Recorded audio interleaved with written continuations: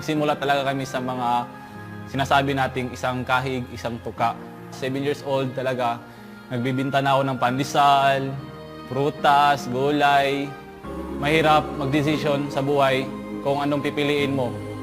Yung pangangailangan ba ng pamilya mo para makakain sila or yung kinabukasan mo na kailangan ka patuloy sa pag-aaral. Mahilig talaga ako sa sa tingga.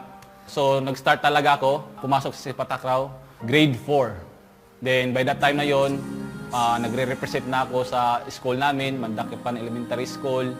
So nag-champion kami sa division meet. Nagbago ang takbo ng buhay ko sa pagdating na ito nga sa sports ng Sipatakraw. Nakuha po ako sa national team or nakitaan ako ng skills doon sa Philippine National Games sa Cebu.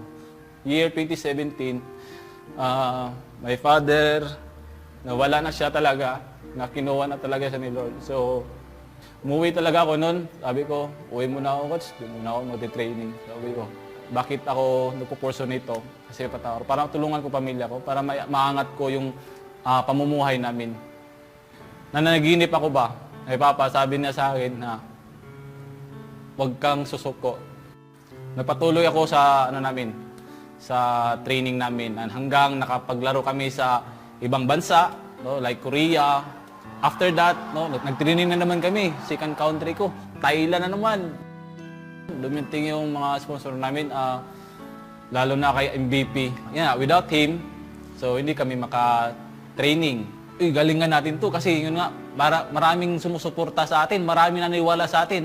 Hindi natin sila pabibiguin. Napaka-extravagant yung yung supportan niya sa athlete. Akala namin parang basketball, volleyball, hindi lang sa basketball lahat ng sports tinutulungan niya. And most of the Olympians yun yung pangarap ko Hindi lang makapaglaro but to represent our country with dignity and honor.